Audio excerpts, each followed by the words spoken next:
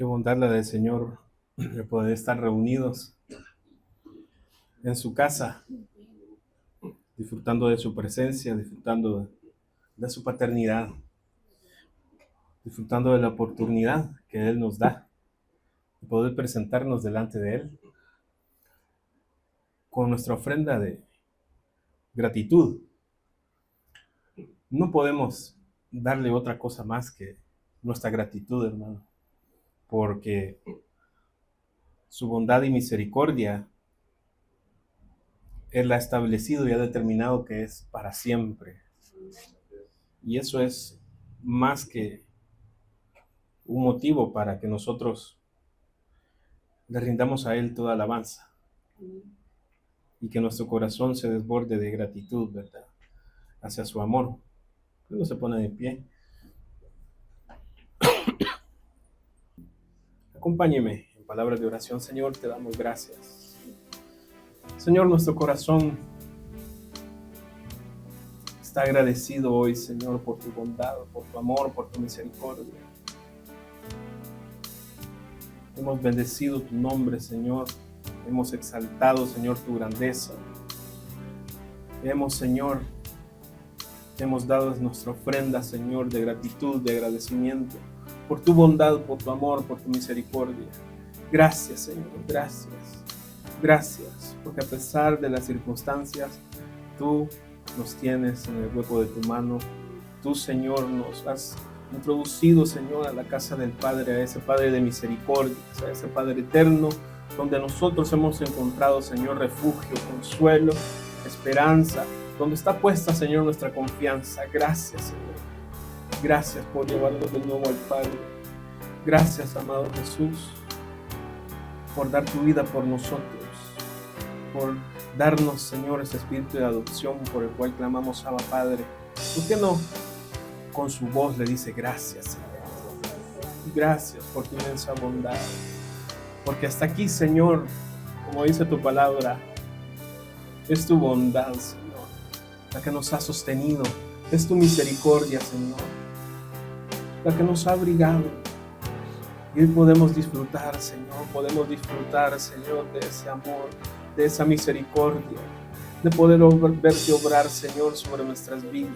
Dígale gracias, Señor, por tu inmenso amor, Señor, por tu bondad. Nuestro corazón está agradecido, Señor. Nuestro corazón, Señor, se está humillado, Señor, delante de tu presencia. ¿Quién más sino tú, Señor? Solo tú, Señor, puedes llevarnos, Señor, hacia donde estamos. Solo tú, Señor, puedes sostener nuestras vidas, Señor, por tu palabra. Solo tú, Señor, puedes ser ese sustento, Señor. Gracias por ser esa roca de ayuda, Señor, que hasta el día de hoy nos sigue manteniendo firmes. En el nombre de Jesús. Amén y amén. Acompáñeme al libro de Jueces.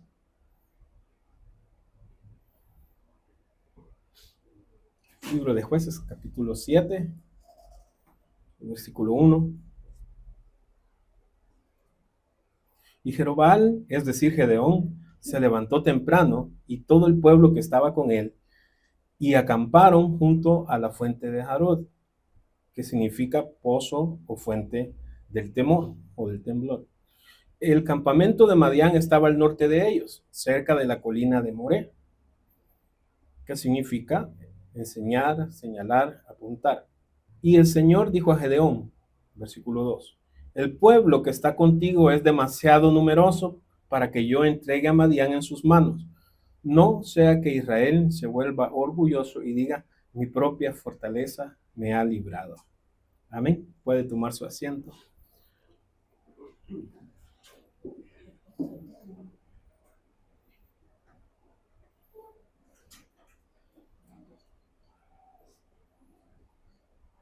Y el tema de hoy es un recordatorio de lo que el Señor nos ha venido hablando vez tras vez en este lugar, a través de sus siervos, a través de sus mensajeros, a través de nuestros padres. ¿En quién confiamos? Y vamos a ver a la luz de la palabra un reflejo no solo de la vida de Gedeón, sino que la esperanza o lo que el Señor espera de nosotros, por lo menos de mi vida, es que yo me vea reflejado en algunas partes de lo que vamos a ver sobre la vida de Gedeón. Y este es un mensaje que al principio lo vamos a ver como un mensaje quizás antagónico, como un mensaje que donde el Señor nos va a llevar a probar a dónde estamos parados. El Señor permite procesos que rompen la lógica humana, y eso es lo que vamos a ver. Y es que la voluntad de nuestro Dios se basa en eso, en su soberanía absoluta. El Señor es Dios, Él es Dios y Él es Señor.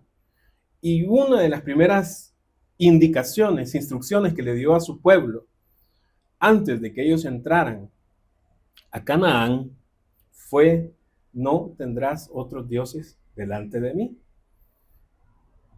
Y como buenos seres humanos, ¿qué cree que fue lo que hicieron los hijos de Israel cuando entraron a la tierra prometida? Lo primerito, hermano, que el Señor les dijo que no hicieran, eso mismo hicieron. Y eso no nos debe de sorprender, porque esa misma naturaleza está aquí adentro, está en mí, y también está en usted. Aunque no lo queramos recibir, eso es así. Y el pueblo de Israel empieza a caminar sin ningún referente ya, sin ningún líder. En el desierto pues tenían a Moisés, ¿verdad? Y para ellos fue bien fácil cuando escucharon la voz de Dios, cuando escucharon el estruendo, ¿verdad? En el monte Sinaí, para ellos fue bien fácil decirle a Moisés: no, Moisés, mejor habla tú con Dios. Y nos dices qué es lo que Él requiere de nosotros, ¿verdad? ¿Qué es lo que cómo Él quiere que nosotros andemos? Pero habla tú con Él. Y entonces en el desierto tuvieron un líder, ¿verdad? Tuvieron una persona, tuvieron un referente al cual seguir. Y bendito el nombre del Señor, que Moisés fue un líder para ellos y los llevó a través del desierto. Pero para el pueblo fue como bien relajado, ¿verdad? Bien relajado. Y muchas veces nosotros así nos queremos comportar, ¿verdad? Así nos queremos comportar. Muchas veces nuestros hijos tienden a comportarse de la misma manera. Están en nuestra casa y para ellos es más fácil decir: mamá, quiero un helado, ¿verdad? Mamá, quiero un par de zapatos, que llegar directamente con Dios, que llegar directamente con el Señor. Claro, ellos van a ir encaminados o están siendo encaminados a encontrarse con ese Dios personal. Pero muchas veces estamos en ese plan del desierto, ¿verdad? Con nuestros hijos. Tienen a su Moisés, tienen a su mamá, tienen a su papá que hablan con Dios y: mamá, quiero un sorbete, mamá, quiero todo. Entre paréntesis, de nosotros depende irles quitando a ellos esa dependencia. ¿Sabe por qué? Porque entonces nunca van a aprender a depender totalmente del Señor.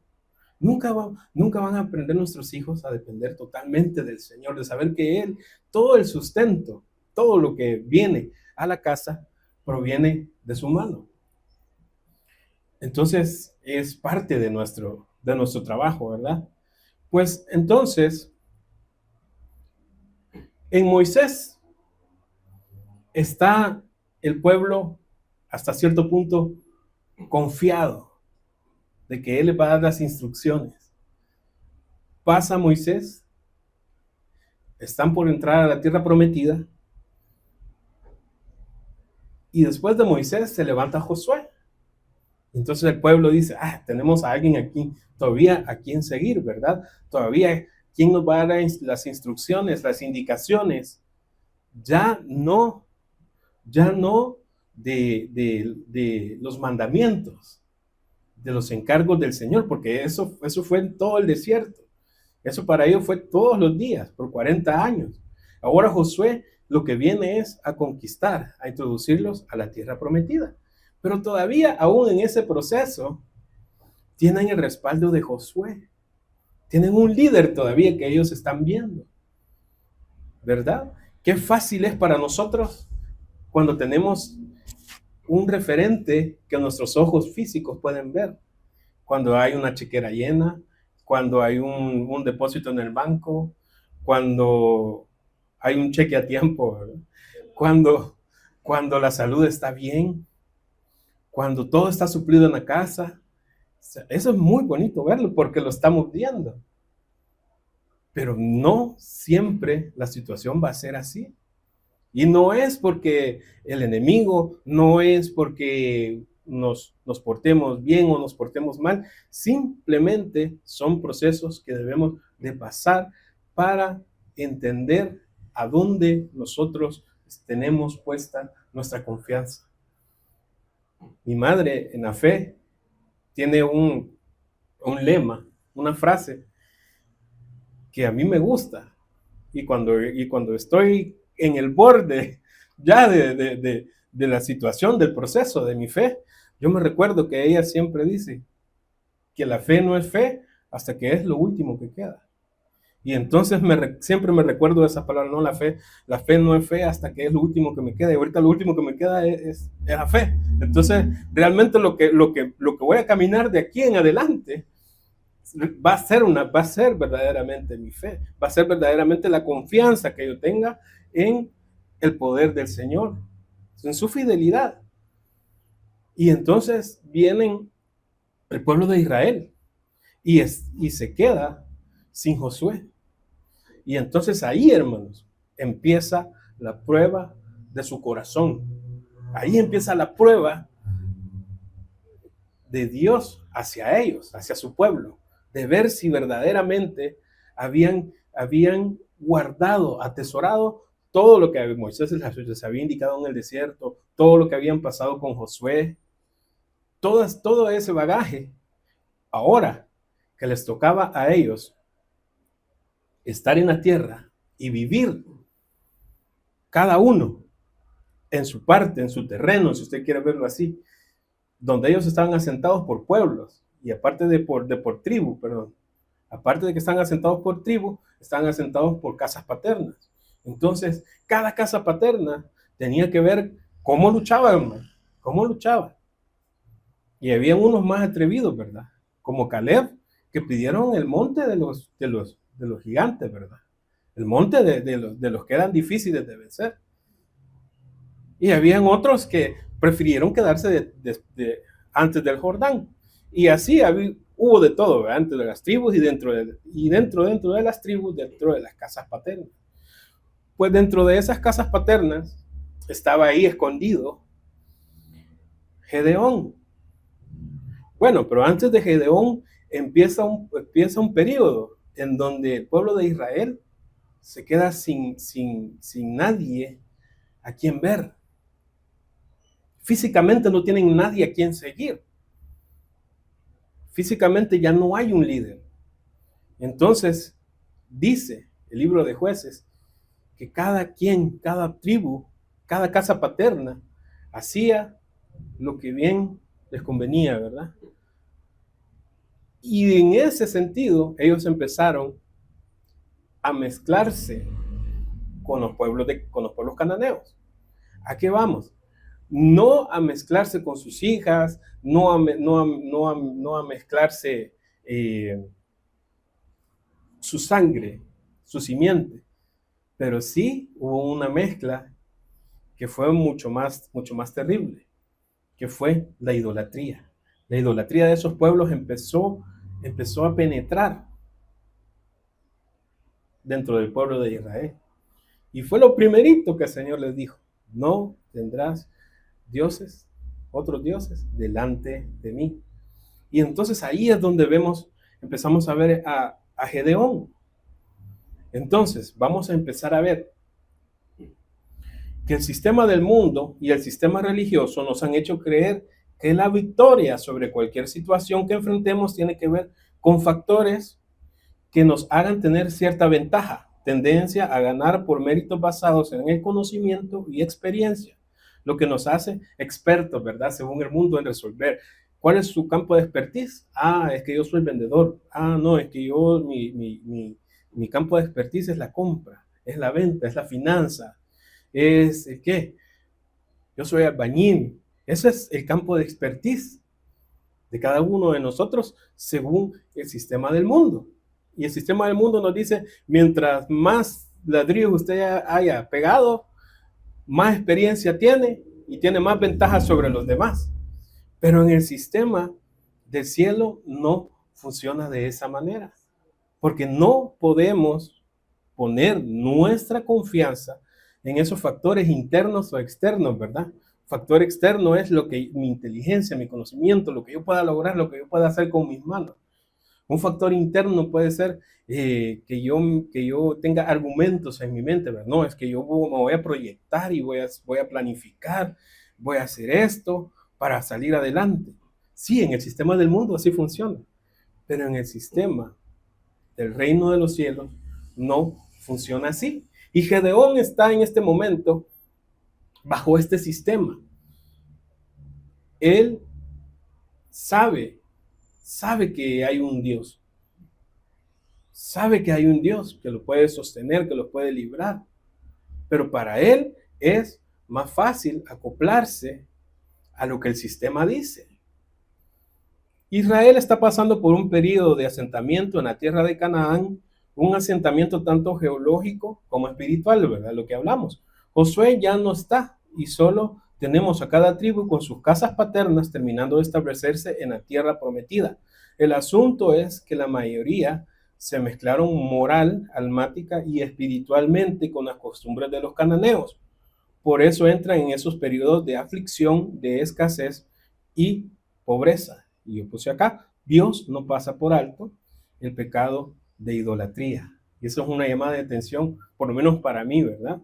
Si yo empiezo a levantar una situación, una persona, un objeto, cualquier cosa, donde yo ponga mi confianza y no en la del Señor, en su poder, en su bondad, en su misericordia, estoy cayendo en pecado de idolatría. Y entonces Dios llama a Gedeón.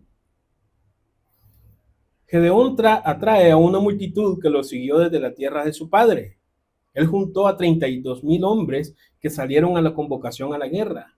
Pero veamos el proceso que tuvo que pasar este hombre para pasar de ser un hombre con temor a un hombre valiente y esforzado. Y es que el sistema aparentemente nos hace campeones, ¿verdad? Aparentemente la universidad nos hace vencedores, victoriosos. Ya usted tiene un diploma, ya usted va a salir a conquistar el mundo. Y lamentablemente la vida real no es así, hermano. No es así. Para empezar, de 100 que empiezan en el primer ciclo, 5 años después, 6 años después, ¿cuántos se gradúan? 10 si es una buena promoción, ¿verdad?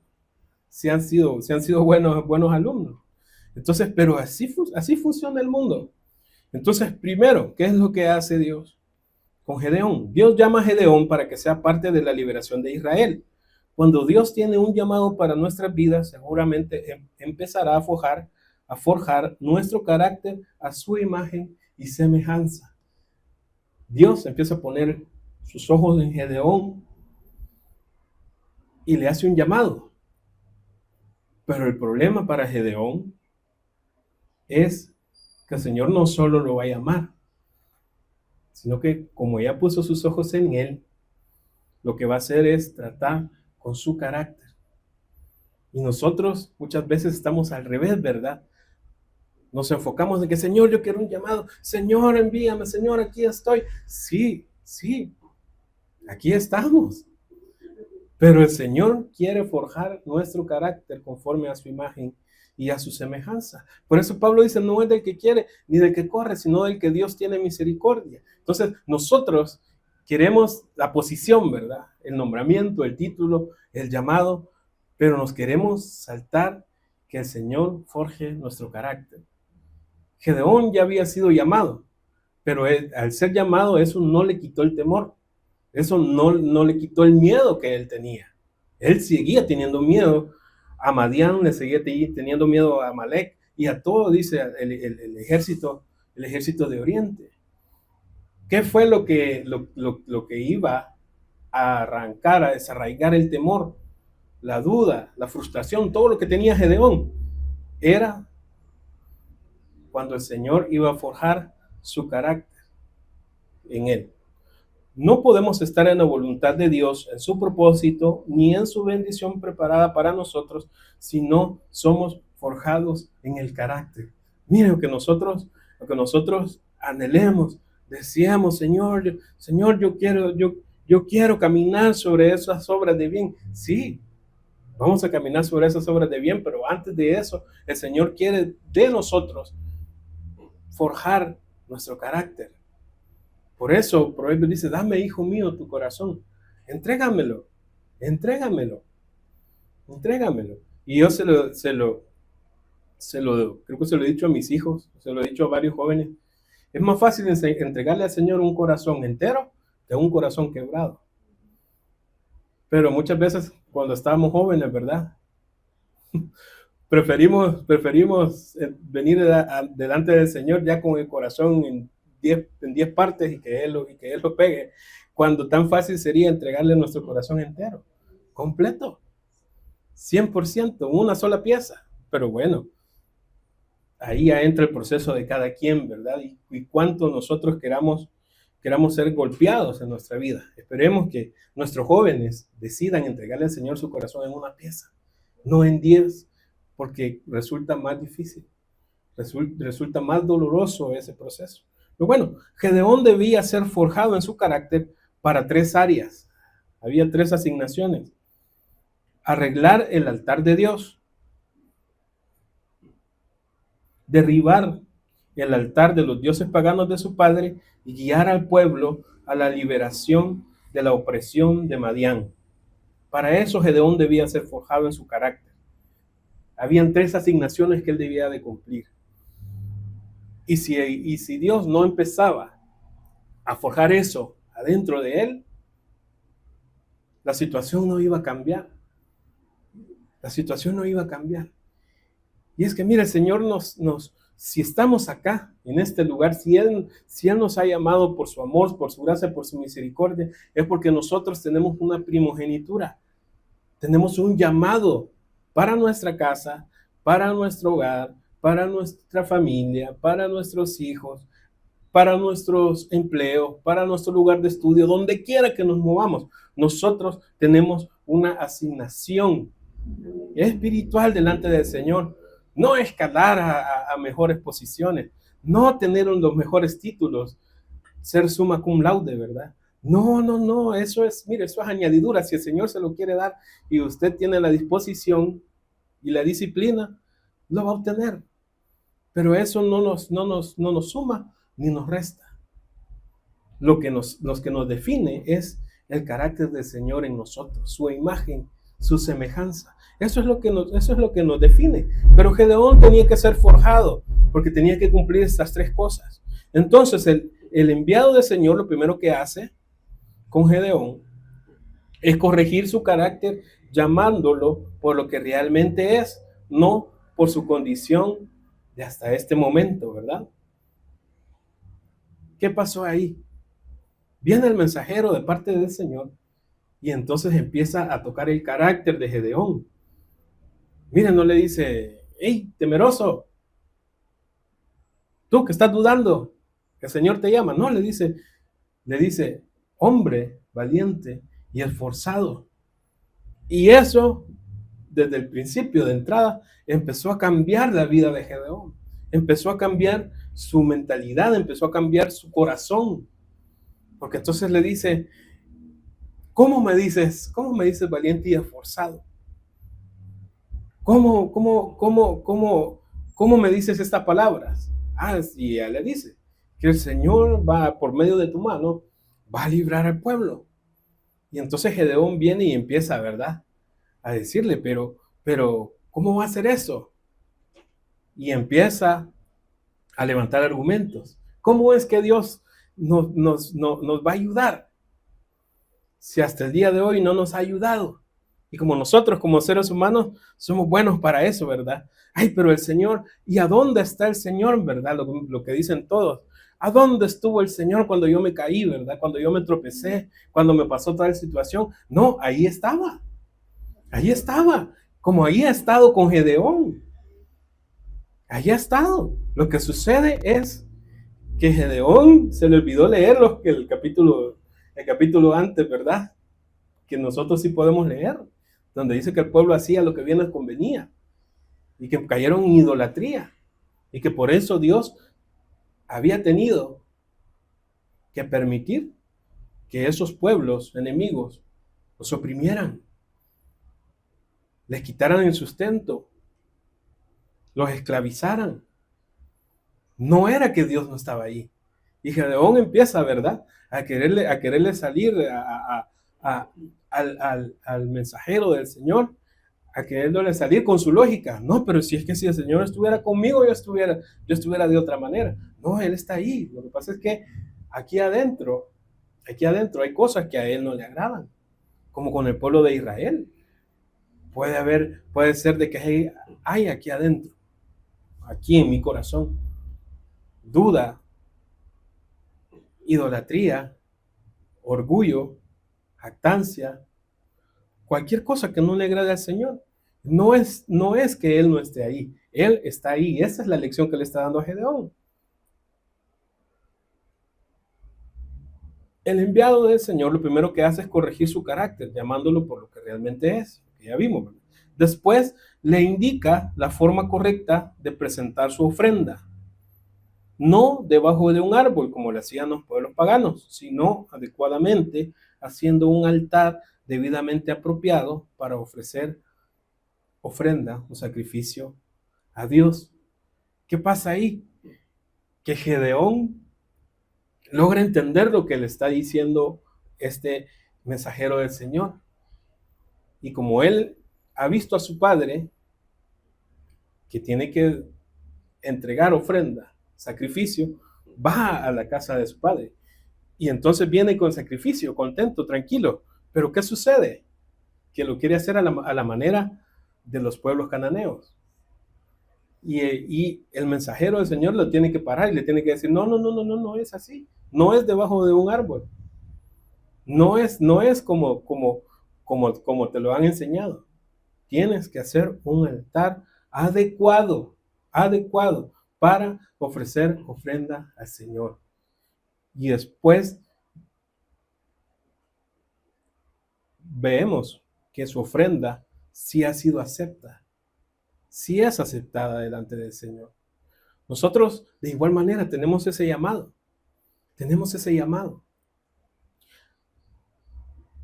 a levantar un altar adecuado. Esa palabra me llamó bastante la atención, porque muchas veces yo puedo tener un altar aquí, pero conforme a lo que yo creo, ¿verdad? Conforme a lo que yo pienso. No es que hasta aquí, no, esta piedra muy grande, muy exagerada, mami, ¿no? Muy exigente, no sé, tiene otra palabra ella, pero no se me viene ahorita. Pero muy radical, ¿verdad?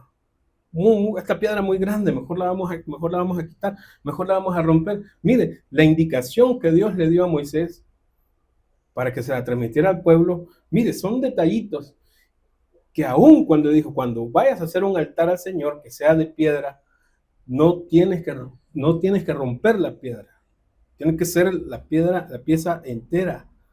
Ahí no había, hermano, de que aquí no cabe aquí, le vamos a devastar, le vamos a quitar, le vamos a hacer llegar. No, ahí no había eso. El altar tenía que ser tal cual, las piezas, las ordenanzas tenían que ser tal cual. Pero muchas veces nosotros queremos hacer un altar para el Señor y venir a ofrecer, ¿verdad? Sacrificios de alabanza al Señor, de agradecimiento. Pero nuestro altar muchas veces tiene una piedra por ahí que está floja, una piedra por ahí que le hemos tenido que cortar. Nosotros la cortamos con nuestro argumento porque no, hasta aquí, ¿verdad? Yo llego hasta la ofrenda, el diezmo, eso ya es exagerado, hermano, eso ya es del antiguo pacto, dice uno, ¿verdad? Para sonar hasta inteligente, ¿verdad? Para sonar bíblico, ¿verdad? No, hermano, es que eso era para los de Malaquías.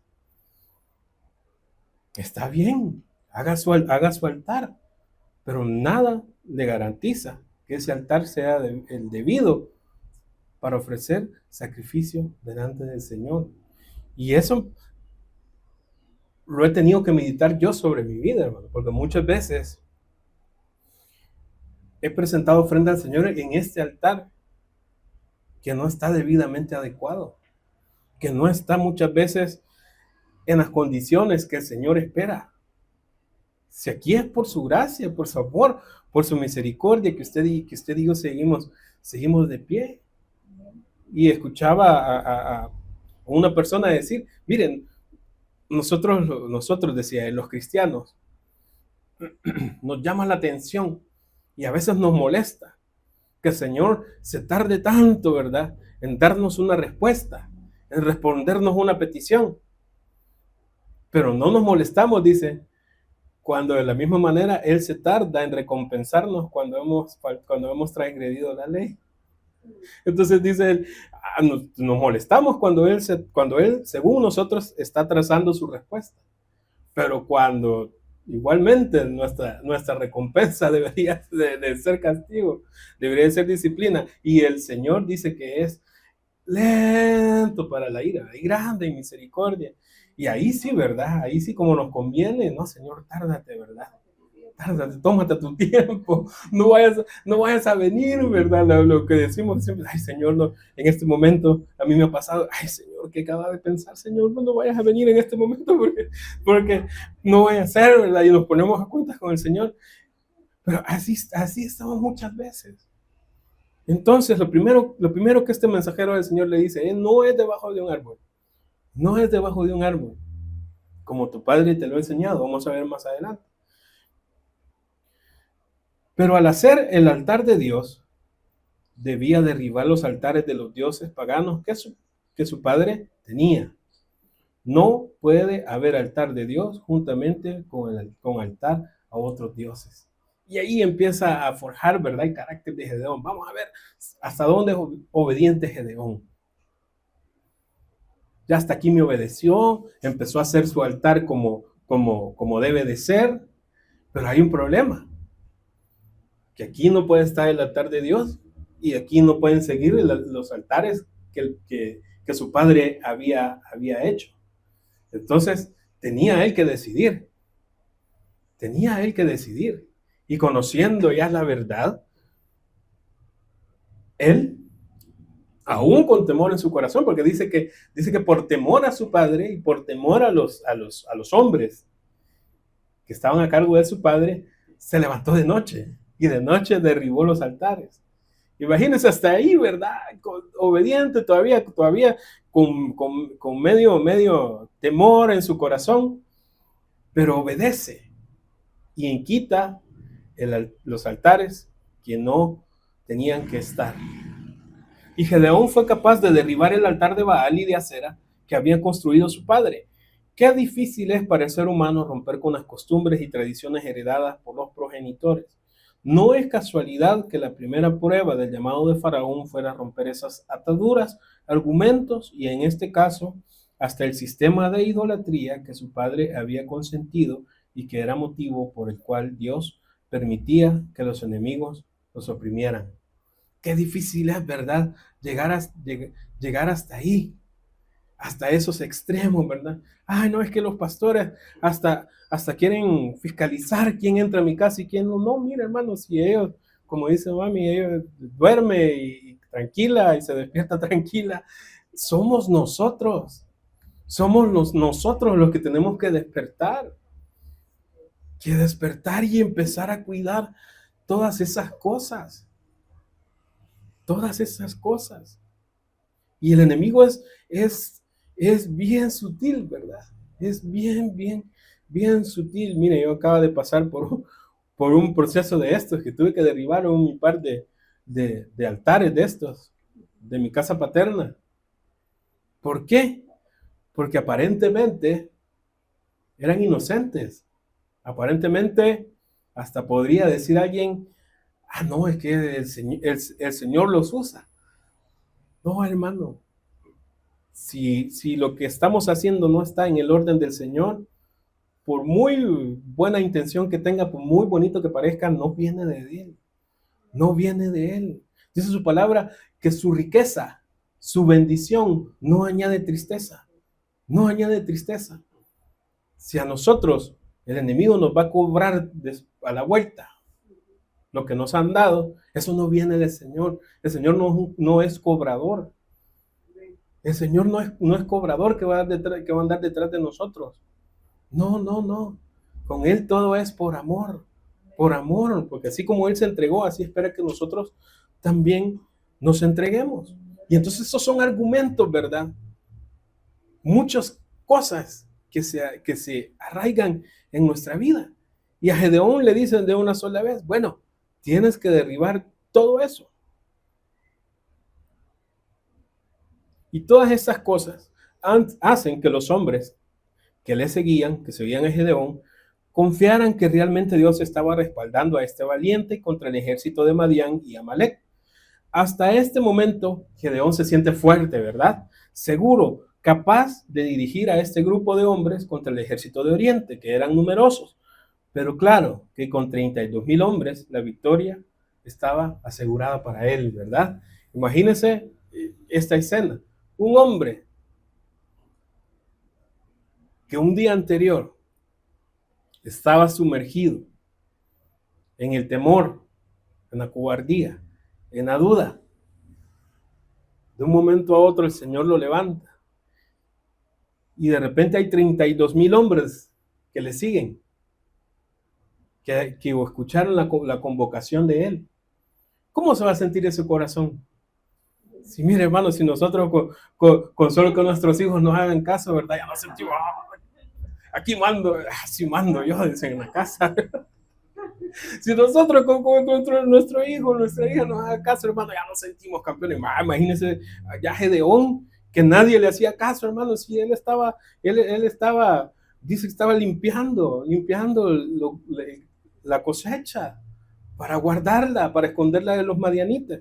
Y ahora, con 32,000 hombres que estén delante, que lo vengan siguiendo, hermano, ¿quién no se va a sentir, verdad? Oye, hombre, ¿quién no se va a sentir envalentonado? El problema con Gedeón, solo con Gedeón, es el orden de los factores. Es el orden de los factores. Según su lógica, para vencer, desde el principio lo vemos, que era un hombre de números, ¿verdad? Calculador, llevaba muy bien el conteo de las cosechas de la tierra de su padre. Mire, Gedeón ya estaba tan acostumbrado a que Madián le fuera a quitar su sustento, que hasta él ya sabía, no, si yo tengo que cosechar tanto, esconder tanto y darles a estos tanto. Imagínense hasta dónde estaba Gedeón, que ya se había conformado a que el enemigo viniera y le robara. Y le robara. Muchas veces nosotros, yo, voy a poner yo, he estado tan acostumbrado a que el enemigo me robe la paz, a que el enemigo venga y robe lo que el Señor nos ha traído a nuestra casa. Y es que esa es la situación, que nosotros somos administradores. Nosotros pensamos que nosotros somos los dueños, ¿verdad? Que nosotros somos los que tenemos, los que poseemos. No, hermano, nosotros el Señor nos manda y nos dice, te encargo esto, cuídamelo, y cuando yo te lo pida, ahí va. Entonces, la salud, las finanzas, la paz, todas esas cosas, el Señor ya nos las entregó, pero nosotros nos acostumbramos muchas veces, ¿verdad? A que el enemigo entre por ahí y nos robe la paz. Y entonces ya lo vemos como, no, quizás es normal, ¿verdad? Es normal. Y entonces el Señor me hacía meditar en eso. Señor, esta situación, si ya empieza a ser recurrente, no es normal. No es normal. Es como que usted vaya donde un doctor y le diga, no le duele nada. Sí, doctor, fíjese que me duele aquí la espalda, pero eso es normal. Eso es por los años. No, no es normal. Si es un doctor de los buenos, le va a decir, ningún dolor es normal. Ningún dolor es normal. Venga, lo voy a revisar. Eso es lo que le va a decir si es un buen doctor. Ningún dolor es normal. Ninguna falta de paz en nuestra vida es normal. Ninguna falta de salud es normal. Y no piense de que, ay, Señor, porque estoy en pecado, tú trajiste enfermedad. No, hermano, no es así. Pero muchas veces abrimos puertas, abrimos, hermano. Mire, el enemigo no necesita el portón abierto. No necesita un portón abierto. ¿Sabe qué le dice mi esposa a mi hijo? La vagancia no está allá afuera. La vagancia está ahí adentro. En una pantallita, en un celular, en una tablet. La vagancia no está, hoy no está afuera, hermano. Si usted mira allá afuera, nadie pasa. ¿Por qué? Porque la vagancia hoy está adentro. Bonito los niños porque hoy ya no salen, dicen las mamás, los papás afuera. Es que él no hace nada. Es bien portado. Ay, quítele el teléfono, vamos a ver si es bien portado. Quítele la tablet, vamos a ver si es bien portado. Apáguele el internet, a ver si no empieza como pesa fuera del agua, ¿verdad? Veamos si de verdad somos quietos, ¿verdad? Si el Señor empieza a quitarnos nuestra zona de confort. Entonces, el problema para Gedeón es el orden de los factores, según su lógica, para vencer. Desde el principio lo vemos como un hombre de números, calculador, llevaba muy bien el conteo de las cosechas de su padre, tanto que ya sabía el porcentaje de la cosecha que debía de esconder. Sus matemáticas eran infalibles y le permitían seguir sobreviviendo ante la situación de pobreza y escasez. Qué tremendo, ¿verdad? Pues muchas veces yo así pasé, hermano.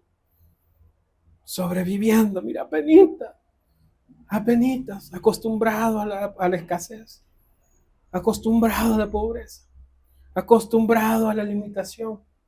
Así como estaba Gedeón, pero él, según su lógica, no, es que yo lo que necesito es un mejor trabajo, no, yo lo que necesito es trabajar más para esconder más y darles y engañar a los enemigos. No, él lo que necesitaba es depender totalmente del Señor. Y entonces vemos que en Jueces, capítulo 7 y versículo 2, lo que leímos, el Señor le dice a Gedeón, el pueblo que está contigo es demasiado numeroso. Y ahí vamos a empezar a entrar ya al tema.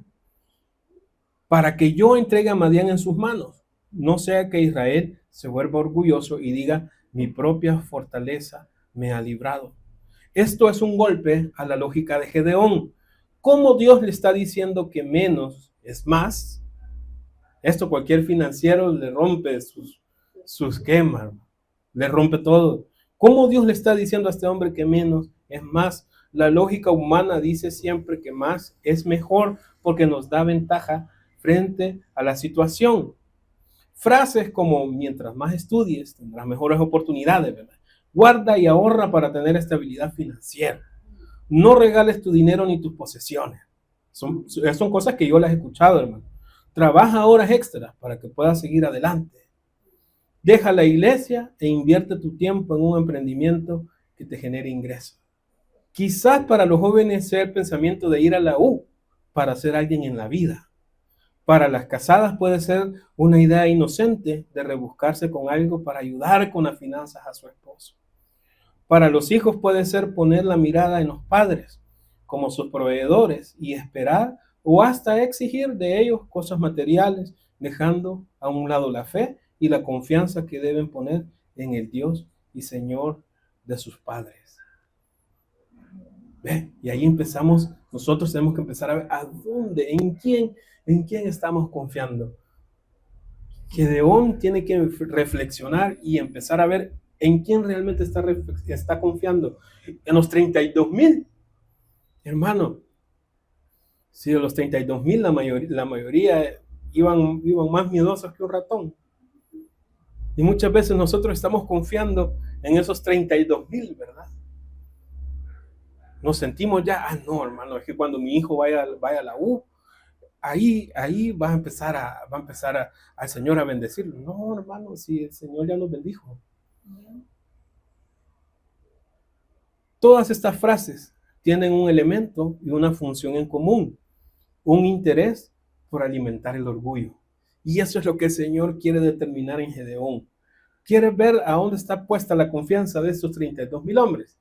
Si yo te doy la victoria con ellos, se van a enorgullecer. Van a creer que ganaron la batalla por ellos. Que ellos, con sus herramientas, con su lógica, con su conocimiento, con su experiencia, van a obtener la batalla, la victoria. Nosotros estamos acostumbrados a esperar que Dios nos dé más y más recursos para hacernos sentir victoriosos y seguros de su fidelidad, pero todo depende de nuestro corazón. Si hay un ápice de orgullo, soberbia o jactancia, es ahí donde Dios actúa y nos mete en procesos de aparente estrechez, limitación de recursos, para ver si realmente podemos depender de Él. Por eso le dije que este mensaje iba a ser hasta cierto punto antagónico, ¿verdad? Porque estamos acostumbrados a que Señor, dame más, Señor, dame más, Señor, dame más. Pero ¿qué en estos procesos donde el Señor dice, no es tiempo de darte más, es tiempo de darte menos? Porque estás confiando mucho en tu salud. Mire, el año pasado yo estaba confiando mucho, hermano, en mi salud.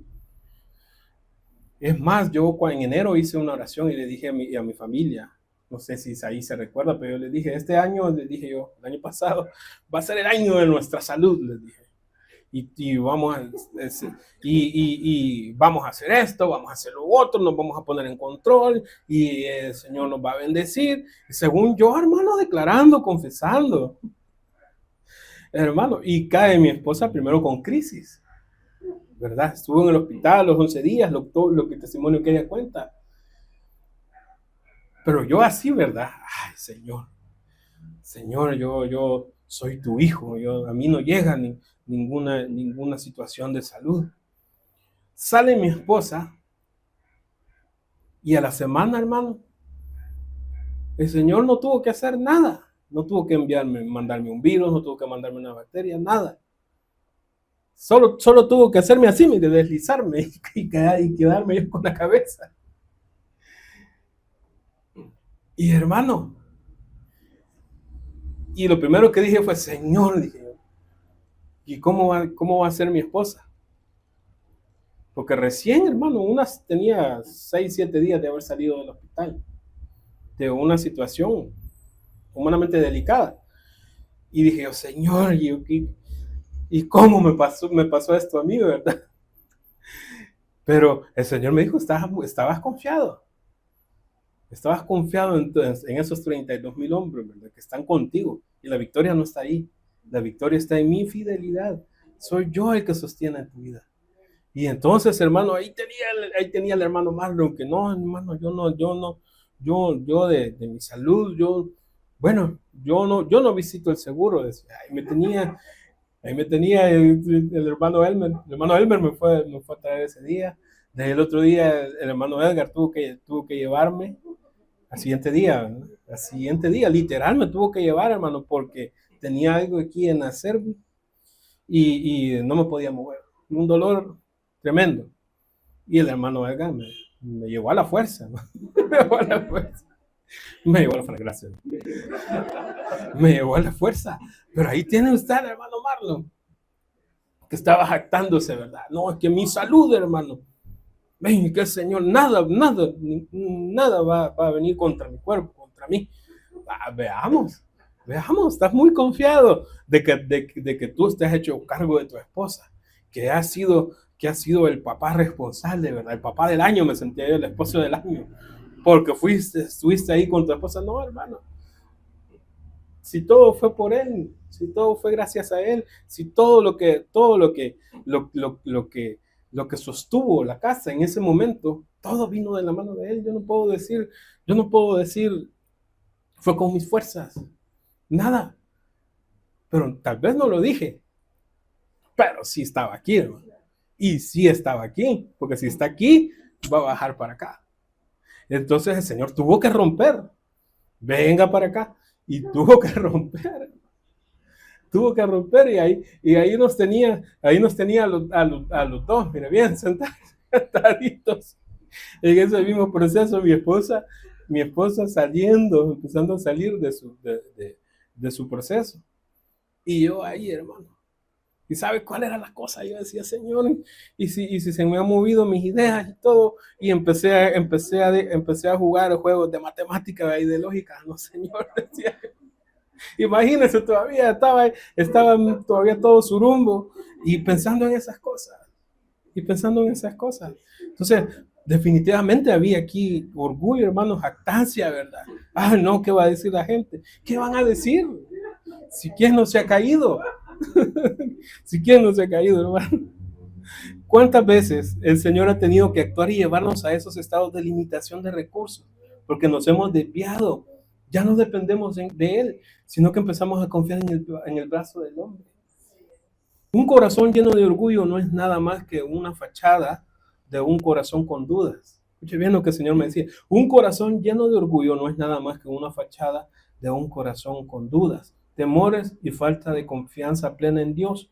Al estar en estas condiciones, debemos crearnos argumentos humanos para sentirnos bien, ¿verdad? Cuando nuestra mente se siente que está a la deriva, que no tiene el control, porque ese es el problema, que nuestra mente quiere tener control de todo. ¿Qué voy a comer al salir de aquí? ¿Qué voy a cenar? Mañana, ¿cómo me va a ir? Ay, hermano, bástele cada día, dijo Jesús, ¿verdad? Su propio afán. Mire, usted no sabe si al salir de aquí alguien le va a decir, hermano, vamos a comer por ahí. Y usted aquí mordiéndose las uñas, ¿verdad? Y el hermano no termina, yo ya tengo hambre. Entonces, un corazón lleno de orgullo es eso. Es eso. Es una fachada. Adentro hay dudas, hay temores, y entonces tengo yo que empezar y levantar argumentos. Pero, no, es que el Señor el Señor permitió que yo me cayera, porque era su voluntad. Y nos ponemos así bien bíblicos, ¿verdad? Porque así dice la Biblia, de que yo 7 veces me tengo que caer y 7 veces me tengo que levantar. Y ponemos argumentos, hermano. No era por eso. Pero ¿qué es la base de eso? Que yo me quiero sentir orgulloso, que no quiero dar mi brazo a torcer, ¿verdad? Que no quiero sentirme humillado. Entonces un corazón lleno de orgullo, de jactancia, es eso. Es eso. Tiene que empezar a buscar y levantar un andamiaje, ¿verdad? En argumentos, en falacias que no son, y nosotros mismos nos creemos esa mentira. Entonces, de esa cuenta es que 22,000 hombres deciden regresar a sus casas por el temor. Estaban orgullosos de su líder, de su inteligencia y de sus estrategias, pero no tenían la confianza plena en Dios, quien era realmente quienes iba a dar la batalla. Ese es el problema de estos 22,000, que estaban confiados en su líder. Estaban confiados en Gedeón. No, si que Gedeón ya el Señor lo llamó. No, si mire, si fue una revelación que se le apareció, fue el mismo Dios el que le habló. El Espíritu del Señor estaba sobre él. Creámosle a él, sí, pero le creyeron a Gedeón, pero no creyeron realmente en Dios. Y ese era el problema. Entonces el Señor empieza a corregir a Gedeón y le dice, yo no quiero que este pueblo crea en ti, que tú los vas a salvar. Yo lo que quiero es que ellos confíen plenamente en mí. Y ese es el tema de hoy. ¿En qué estamos confiando? ¿A dónde está nuestra confianza? ¿En quién estamos confiando nosotros? Mire, estos hombres, de nada servía que confiaran en Gedeón si no estaban confiando en el Señor. Por eso el grito de batalla de Gedeón, ¿cuál fue? Por la mano del Señor y de Gedeón. Por la mano del Señor y de Gedeón. por la mano del Señor y de Gedeón. Y entonces dice la palabra del Señor Dios nos dará la victoria sobre los procesos y circunstancias si descansamos más en la paz. Si no descansamos más en la palabra del nombre, sino en la fidelidad del Señor. Y ese fue el problema con esta gente, ¿verdad? Y 22,000 pegaron la carrera por eso. Porque entonces empezaron a ver de que Gedeón empezaba a escuchar la voz de Dios y a decirle las instrucciones. El Señor dice que todos los que tengan temor, váyanse para su casa. Entonces ahí ya cuando el Señor empieza a hablar, ¿verdad? Ahí es donde ya las cosas se ponen, ¿verdad? Ya en su lugar. Cuando Dios reduce el ejército de Gedeón, lo que realmente está diciendo es, quiero ver si con pocos te atreves a seguir adelante. Y eso muchas veces es lo que el Señor quiere de nosotros, que seamos definidos, ¿verdad? Que seamos determinados. Señor, si tú estás permitiendo, estás cortando estos recursos, es porque tú te vas a manifestar. Si tú estás cortando esta fuente, es porque tú te vas a manifestar de otra manera. Lo que sí es real es de que Él nos va a dar la victoria. Es de que vamos a salir más que victoriosos por medio de Él. Muchas veces Dios nos dice desde el silencio, donde solo podemos ver las circunstancias en marcha. Quiero ver si todavía te atreves a caminar conmigo cuando ya no hay nada que te haga sentir fuerte. Cuando ya empezamos, ¿verdad?, a quedarnos solamente con nuestra fe. Solamente con nuestra fe. Entonces Gedeón empieza, ya hermano, a ver la cosa un poquito más peluda, ¿verdad? Otra vez. Porque de 32,000, ya solo le quedan 10,000. Y según él, con esto el Señor, sí, hoy sí, vamos con la bendición del Señor, ¿verdad? Y todavía el Señor lo para y le dice, todavía 10,000 es un número muy grande. Todavía hay que depurar, todavía hay que hacerse un poquito más estrechos. Todavía hay que limitar un poquito más. Todavía hay que limitar un poquito más la salud, ¿verdad? Todavía hay que limitar un poquito más el sustento. Todavía hay que limitar un poquito más el salario. Veamos a dónde está la confianza de Gedeón. Y 10,000 hombres quedan aún. Para Gedeón y su lógica todavía puede hacer algo con sus recursos, ¿verdad? Todavía le sale el estratega, ¿no? Pues entonces con 10,000 puedo hacer esto, esto y esto. Pero para Dios aún es mucha gente. Todavía no están confiando totalmente en Dios. Y entonces le dice Dios en el versículo 4, todavía el pueblo es demasiado numeroso, hazlos bajar al agua y ahí te los probaré. Y será quien yo te diga, este irá conmigo, ese va a ir. Pero aquel que yo te diga, este no irá contigo, ese no irá. Ahora dígame si el Señor no es específico. No es específico. Si el Señor no requiere que nosotros estemos atentos a su voz, como él no, si le dijo, yo voy a ver dentro de estos 10,000, este sí, este no, este sí, este no, este sí, este no, ¿cómo se le va a escapar que nosotros, hermanos, no tengamos conciencia de lo que entra o sale de nuestras casas? ¿Cómo el Señor no va a tener conciencia, verdad, de lo que se nos ha dicho? Tenga cuidado con lo que mira, tenga cuidado con lo que entra en esta alma, en esta mente, en este corazón. ¿Cómo el Señor se mete hasta en esos pequeños detalles? Y todavía le dice, ¿sabes cómo lo vamos a hacer?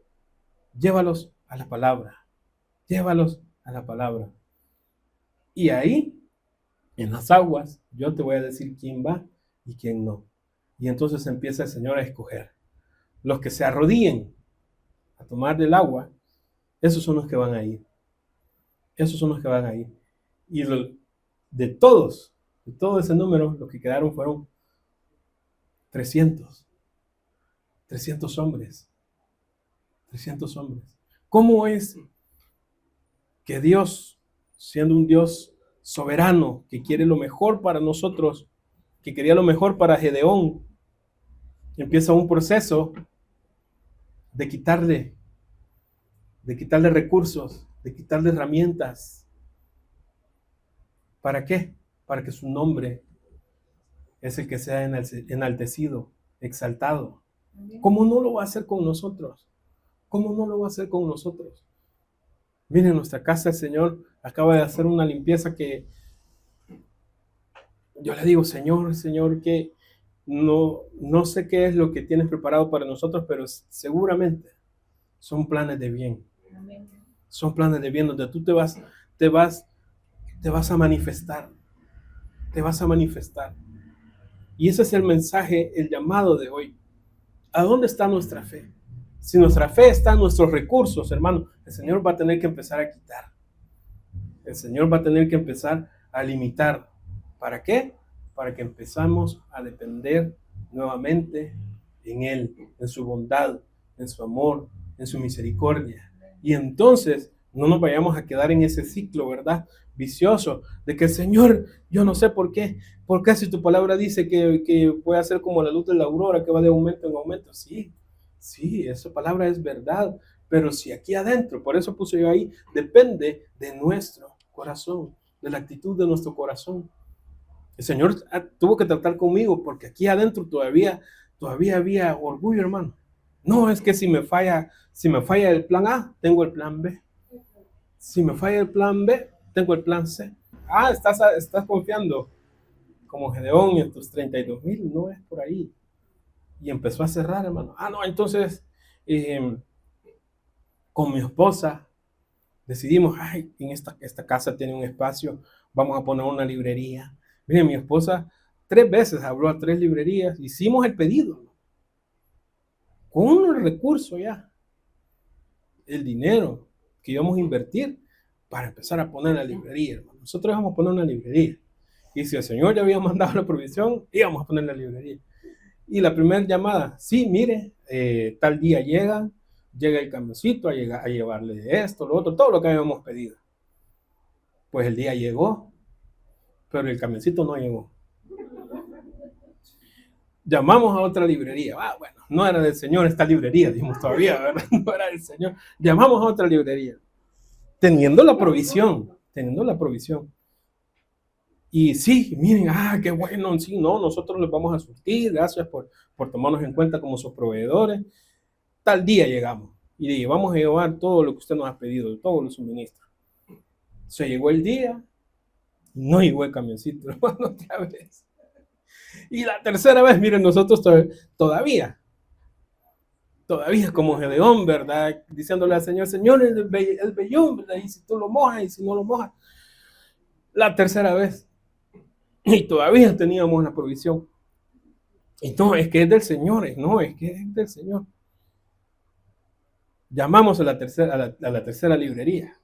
No, sí, mire, es que nosotros sí le vamos a cumplir. Ya vamos a llegar. Y gracias, lo mismo, ¿verdad? La misma retórica. Gracias por querer que nosotros seamos sus proveedores y todo. Y hasta el día de hoy estamos esperando. El camioncito no llegó ninguno de los 3. Y el dinero, miren, mejor le agarró camino para otro lado. Era el Señor diciéndonos, no, tú piensas que tienes la inversión para empezar este emprendimiento. Te vas a quedar con las cosas. Yo le dije, Señor, gracias. Le dije a mi esposa, Señor, demos gracias porque quizás ahí hubiéramos tenido que regalar, sembrar los cuadernos, las páginas, todas esas cosas que nosotros íbamos a invertir nosotros para tener otra fuente de ingresos, ¿verdad? Como cualquier financiero o financista tenía que pensar, vamos a abrir otra fuente de ingresos para que por si falla el plan A, está el plan B. Aquí no hay ni plan B ni plan C, hermano. El plan A es confiar en el Señor, es confiar en Él, confiar en su bondad, confiar en su misericordia. Y así le podía contar, podríamos pasar toda la mañana hablando de cosas, situaciones que se nos han venido a nuestra mente. Hermano, hoy vamos a hacer esto, hoy vamos a hacer lo otro. Mire, mi esposa tiene la bendición de tener unas manos diligentes y bendecidas. El Señor bendice esas manos. Todo lo que ella hace prospera, hermano. Prospera. Pero ya cuando cuando empezamos a derivar, a confiar en eso, el Señor dice hasta aquí. El Señor lo empieza a cortar. Y entonces ahí nos tienen, miren, sus hermanas le dicen, ¿y por qué no estás horneando? ¿Y por qué no estás haciendo esto? ¿Por qué no? Así no nos criaron nuestros padres, le dicen. Nuestros padres nos enseñaron a trabajar. Porque para ellos que estén en la casa, la mujer se perdió, ¿verdad? Un desperdicio. Entonces, ¿por qué no estás horneando? Porque el Señor dijo que no. Porque el Señor dice que no. Y cuando el Señor dice que sí, yo la veo temprano, mire, horneando y comprando. Ay, Señor, ya le dijiste que sí. Le digo. ¿Y hoy qué vamos a comer? Pero que el que vamos a comer es un pedacito, hermano. Porque no, el Señor me ha indicado que le lleves esto a fulano, que le lleves esto a Mengano, que lleves esto aquí, que lleves esto allá. No es para el sustento de la casa, no, hermano. Si el que nos sostiene es ese Señor. Si el que nos sostiene es ese Señor, ¿en quién confiamos? Si a nosotros estamos en ese proceso de que el Señor ha empezado a cortar recursos, a cortar recursos, es porque Él está demandando dependencia. Él es un Dios único, único. Y no va a compartir los créditos con nadie más. Con nadie más. A Gedeón le tuvo que decir, esa gente se va a jactar. Y hay otra versión de la Biblia que dice, en mi nombre se van a jactar, dice. O sea, como queriendo decir, van a saludar con sombrero ajeno, ¿verdad? Yo les voy a dar la victoria y ellos van a decir que ellos fueron. No, hermano, el Señor es celoso. El Señor es celoso. Y si usted y yo empezamos a confiar más en el hombre, en nuestros recursos, en nosotros mismos, Él va a empezar a limitar nuestros recursos. Hasta que entendamos que es por su gracia, por su poder, por su misericordia, que estamos de pie. Amén. Señor, gracias por este recordatorio. Señor, afirma nuestro corazón, afirma nuestra mente, Señor, a confiar, Señor, a depender totalmente de ti, Jesús, a depender, Señor, totalmente en tu favor, en tu gracia, en tu bondad, Señor, que hasta el día de hoy no nos ha fallado. Gracias, Señor. Ayúdanos, Señor. Ayúdanos a confiar más en ti, Señor. Sostén, Señor, nuestras vidas, Señor, para que nuestra fe, Señor, no decaiga. Podamos, Señor, encontrar esa luz, esa verdad, Señor. Que si estamos, Señor, en un proceso de estrechez, donde tú, Señor, has tenido que limitar nuestros recursos, Señor, que podamos volver, Señor, nuestra mirada, nuestro rostro hacia ti, nuestro corazón hacia ti, Señor, y nuestra confianza nuevamente que la podamos volver hacia ti, Señor. En ti, Señor, está nuestra confianza, en ti está nuestra seguridad. ¿Por qué no se pone de pie y le dice, Señor, en ti está, Señor, nuestra confianza? Tú eres, Señor, tú eres nuestro ayudador, Señor. Perdónanos, Señor, si hemos usurpado tu lugar, Señor, si hemos dejado, Señor, que la circunstancia, la situación, que alguna persona, Señor, haya tomado tu lugar. Perdónanos, porque hemos permitido, Señor, que ese lugar sea usurpado, Señor, por otras cuestiones, Señor, por otras circunstancias. Ven, Jesús, y toma tu lugar. Ven, Jesús, y toma tu lugar. Ven, Jesús, y toma tu lugar. Dígale, Señor, ven y toma el trono de mi corazón, Señor. No pueden haber dos altares, Señor. Yo hoy, Señor, levanto un altar adecuado, Señor, consagrado, santificado, Señor, para que tú puedas morar, Señor, para hacer sacrificio de agradecimiento, de gratitud aceptables hacia ti, Señor. Gracias por ser nuestra ayuda, por ser nuestro socorro. Nuestra confianza, Señor, está plenamente en ti. Dígale, Señor, en ti, Señor, confía en nuestro corazón.